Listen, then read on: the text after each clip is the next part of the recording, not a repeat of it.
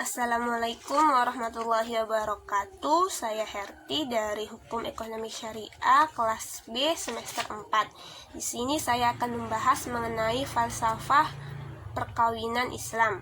Falsafah hukum perkawinan Islam. Perkawinan sendiri merupakan ibadah terpanjang kita bagi umat muslim kepada Allah Subhanahu wa taala, yang dimana pernikahan itu menggabungkan dua insan, yaitu laki-laki dan perempuan. Tapi dimana bukan laki-laki dan perempuan saja yang bergabung, melainkan pihak keluarga si laki-laki dan pihak keluarga si perempuan juga yang ikut bersatu. Pernikahan itu menggabungkan dua keluarga yang berbeda. Terus tujuan dari pernikahan sendiri itu untuk melanjutkan garis keturunan. Nah, akibat dari ikatan pernikahan sendiri akan mengakibatkan hubungan keperdataan seperti halnya hak dan kewajiban suami istri, kedudukan si anak, hak-hak anak, terus harta bersama ataupun harta warisan.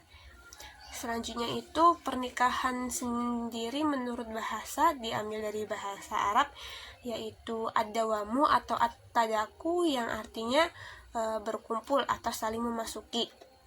Sedangkan pernikahan atau perkawinan menurut istilah adalah dua akad yang memperbolehkan si laki-laki dan perempuan untuk bergaul, berkumpul, memasuki atau berhubungan atas ridho dari Allah Subhanahu wa taala untuk membentuk keluarga yang sejahtera, harmonis, atau biasa kita sebut sakinah, mawaddah, dan warahmah.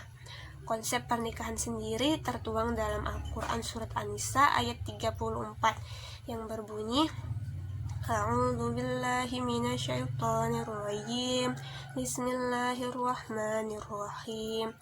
Ar-rijalu qawwamuna 'alan nisa'i bima faddalallahu ba'dahum 'ala ba'din wa bima anfaqu min amwalihim fas-shalihatu qanitatun hafizatun. Ar-rijalu qawwamuna 'alan nisa ini bermakna bahwa kaum laki-laki, kaum pria itu sebagai pemimpin kaum wanita yang lebih dituakan atasnya dan yang menjadi pemutus atas segala perkara yang terjadi, serta yang berkewajiban untuk mendidik keluarganya, istrinya, ketika terjadi kesalahan atau melenceng dari jalan yang benar. Nah, dapat disimpulkan bahwa laki-laki adalah kepala rumah tangga yang harus mengayomi, bertanggung jawab, melindungi keluarganya, istrinya, anaknya. Selanjutnya itu ada kewajiban suami terhadap istri. Kewajiban suami terhadap istri itu pertama, yaitu sebelum menikah itu harus ada mahar atau mas kawin. Mahar atau mas kawin ini bersifat wajib bagi seorang laki-laki yang ingin mengawini perempuan. Pada zaman Nabi itu ada sahabat Nabi yang dia memberikan mahar kepada wanitanya itu hanya berupa cincin besi.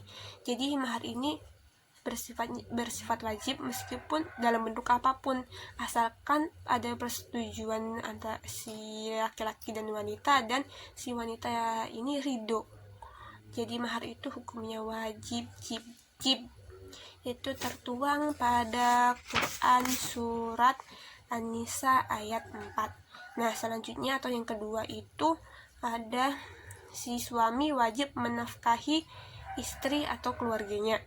Suami itu berkewajiban untuk menafkahi, untuk memenuhi kebutuhan keluarganya, baik kebutuhan jasmani, rohani, kayak pakaian, kayak seperti itu, harus wajib, itu hukumnya wajib. Dan cara memperoleh harta atau nafkahnya itu harus dengan cara yang halal. Itu tertuang pada surat Al-Baqarah ayat 233. Yang ketiga itu adalah menggauli istri secara baik dan adil, karena pada intinya sebuah pernikahan itu bertujuan untuk membina keluarga yang tentram, sejahtera, harmonis, saling cinta dan kasih, dan melanjutkan garis keturunan. Nah, bergaul atau menggauli istri dengan baik dan adil itu tertuang dalam Al-Quran surat An-Nisa ayat 19. Yang keempat itu ada menjaga istri dari perbuatan dosa. Seorang suami itu wajib menjaga istrinya dan keluarganya dari perbuatan dosa yang dapat memecah belah rumah tangganya. Itu terdapat pada surat At-Tarim ayat 6. Dan selanjutnya itu ada memberikan rasa tenang, cinta, dan kasih sayang. Kewajiban suami selanjutnya itu saling memberikan rasa tenang, rasa cinta, rasa kasih, rasa sayang kepada istrinya, kepada keluarganya. Dan yang terakhir itu suami wajib merahasiakan aib istri. Suami wajib menjaga rahasia istri, terutama rahasia di atas keranjang. Suami itu tidak boleh membocorkan rahasia di atas ranjang kehidupan rumah tangganya kepada orang lain, baik berupa foto, video, tulisan, ataupun apapun. Itu tidak boleh, karena Allah sendiri itu sangat membenci suami yang membeberkan aib rumah tangganya kepada orang lain. Nah, selanjutnya itu ada kewajiban istri terhadap suami. Yang pertama, istri itu wajib menaati suami, itu tuh wajib hukumnya. Jadi suami itu sebagai imam rumah tangga, kepala rumah tangga yang memimpin rumah tangga. Contohnya saja nih, suami itu diibaratkan sebagai imam sholat, si istri sebagai makmumnya. Makmum akan mengikuti imam. Jadi dalam rumah tangga pun si istri wajib mengikuti suami. Itu dalam hal-hal yang diperintahkan atau yang baik ya. Si istri wajib menuruti si suami. Yang kedua itu mengelola rumah tangga dengan baik. Si istri itu harus bisa atau dapat membahagiakan keluarga suaminya. Jangan membuat suaminya tidak betah di rumah. Contohnya ketika keluar rumah si istri berdandan dengan cantik, bersolek dengan cantik, itu untuk orang lain, sedangkan di rumah dia hanya memakai daster. Nah, itu tuh nggak baik. Harusnya kalau kita sebagai perempuan sudah berumah tangga, kita harusnya tuh berdandan untuk suami, bersolek buat di rumah. Bukan ketika pergi kita dandan minor heboh, ketika di rumah kita bucel gitu tuh malah nggak baik, nggak boleh sebenarnya. Terus yang terakhir itu menjaga atau merahasiakan aib suami.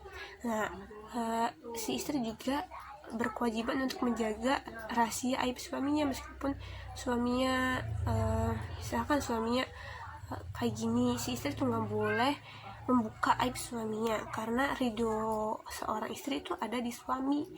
Ketika seorang perempuan sebelum menikah emang ridhonya masih di orang tua, masih di ibu bapak.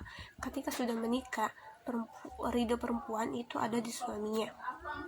Nah, jadi dapat disimpulkan bahwa menikah itu merupakan ibadah terpanjang, ibadah yang banyak, ibadah yang gampang tapi pahalanya banyak. Jadi kita ibadah itu tidak susah. Ibadah itu gampang. Menikah saja pun pahalanya banyak sekali. Tapi menikah juga jangan asal nikah aja, nanti kedepannya tuh bakal susah.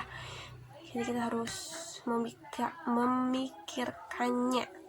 Kita harus paham dulu gimana sih hak-hak kita sebagai istri, kewajiban kita sebagai istri. Jangan asal kita nikah kita tuh belum, terus kita nggak tahu, kita tuh belum bisa gini, belum tahu ini, belum tahu itu.